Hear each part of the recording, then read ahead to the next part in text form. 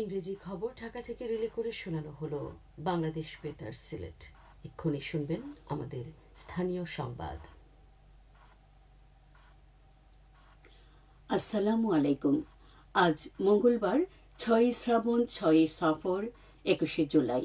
বাংলাদেশ বেতার সিলেট সংবাদ পড়ছি সাবিহা সুলতানা।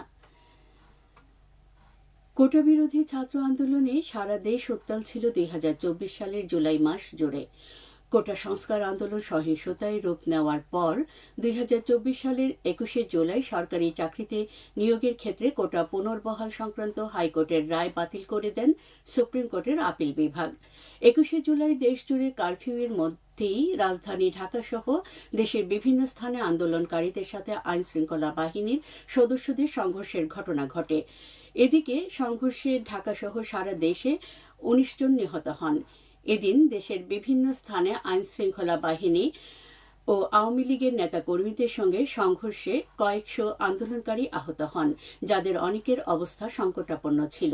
এদিকে 21 জুলাই চতুর্থ দিনের মতো সারা বাংলাদেশ ইন্টারনেটবিহীন এবং কারফিউ বলবৎ ছিল।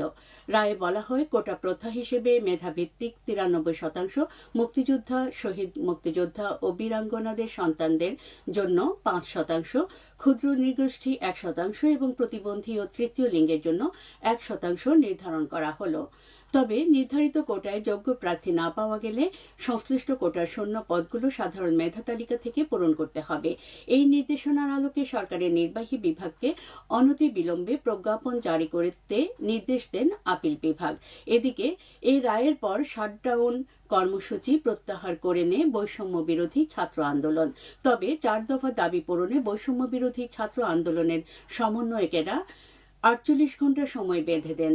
4 দফা দাবির মধ্যে ছিল কারফিউ তুলে দেওয়া, ইন্টারনেট পরিষেবা চালু করা, বিশ্ববিদ্যালয় ও আবাসিক হল খুলে দেওয়া এবং আন্দোলনের সমন্বয়কদের নিরাপত্তা নিশ্চিত করা।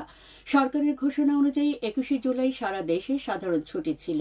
এই অবস্থায় সারা দেশের পোশাক কারখানা সহ শিল্প কারখানাও বন্ধ রাখা হয়। চলমান পরিস্থিতি নিয়ন্ত্রণে আন্দোলনকারীদের দেখা মাত্র গুলি করার নির্দেশ দেয় স্বরাষ্ট্র মন্ত্রণালয়। কোটা সংস্কার আন্দোলনকে কেন্দ্র করে গত কয়েকদিনের সংঘর্ষ, গুলি, হামলা ও সহিংসতার ঘটনায় দেশের বিভিন্ন স্থানে মামলা হয়। এসব মামলায় সারা দেশে অন্তত 550 জনকে গ্রেফতার করা হয়। টানা বৃষ্টি ও ভারতের মেঘালয় থেকে নেমে আসা পাহাড়ি ঢলে সিলেটে নদ নদীর পানি বাড়ছে। ইতোমধ্যে দুটি নদীর 3টি পয়েন্টে পানি বিপদসীমা অতিক্রম করেছে। কুশিয়ারা নদীর পানি সিলেটের ফেঞ্চুগঞ্জ পয়েন্টে বিপদসীমার 30 সেন্টিমিটার এবং সুনামগঞ্জের মারকুলি পয়েন্টে 3 সেন্টিমিটার উপরে প্রবাহিত হচ্ছে। একই সঙ্গে সুরমা নদীর পানি সুনামগঞ্জের ছাতক পয়েন্টে বিপদসীমার 16 সেন্টিমিটার উপর দিয়ে বইছে। সার্বিক পরিস্থিতি পর্যবেক্ষণ করছে পানি উন্নয়ন বোর্ড। নদী তীরবর্তী ও নিম্নাঞ্চলের বাসিন্দাদের সতর্ক থাকার পাশাপাশি স্থানীয় প্রশাসনের নির্দেশনা মেনে চলার পরামর্শ দেওয়া হয়েছে। হাওড় অঞ্চলের শিক্ষার্থীদের বর্ষাকালে নিরাপদ ও নির্বিঘ্নে বিদ্যালয়ে যাতায়াত নিশ্চিত করতে সুনামগঞ্জের মধ্যনগর উপজেলার 16টি সরকারি প্রাথমিক বিদ্যালয়ে নৌকা বিতরণ করা হয়েছে গতকাল। অনুষ্ঠানে বিদ্যালয়গুলোর প্রধান শিক্ষক ও প্রতিনিধিদের হাতে নৌকাগুলো তুলে দেওয়া হয়।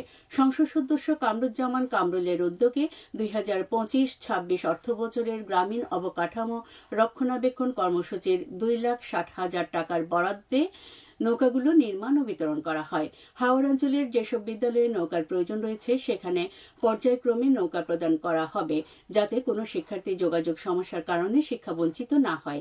অনুষ্ঠানে উপজেলা শিক্ষা কর্মকর্তা, শিক্ষক সমিতির প্রতিনিধি এবং নৌকা প্রাপ্ত বিদ্যালয়গুলোর প্রধান শিক্ষকরা উপস্থিত ছিলেন।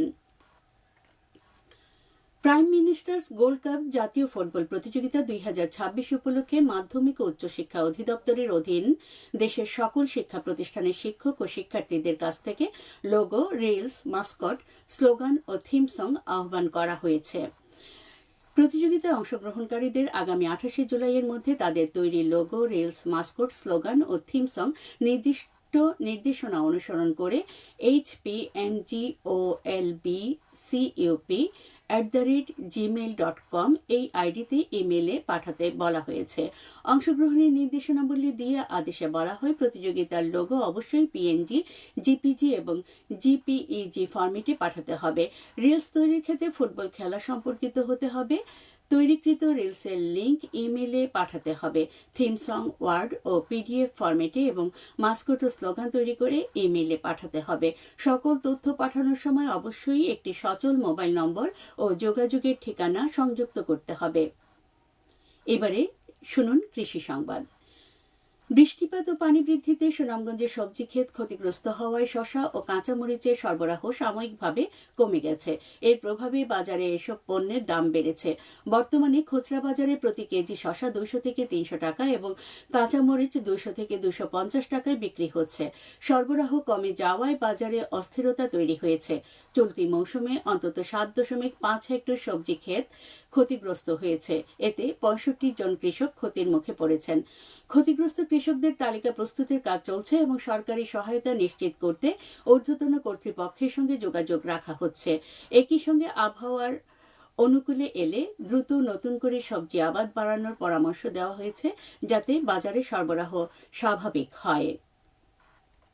সবশেষে আবহাওয়া।